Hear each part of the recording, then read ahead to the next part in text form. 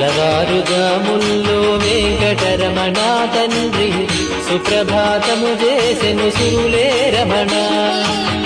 పంచామృతములతో వెంకటరమణ తండ్రి నిత్యాభిషేకములే నిత్యము రమణ. వజ్రమకుటంబుతోను వెంకటరమణ తండ్రి శంకు చక్రధారుడవే తిరుమల రమణ. మూడు నామాలతోను వెంకటరమణ తండ్రి ముల్లోకములు ఏదడి మూర్తి విరమణ.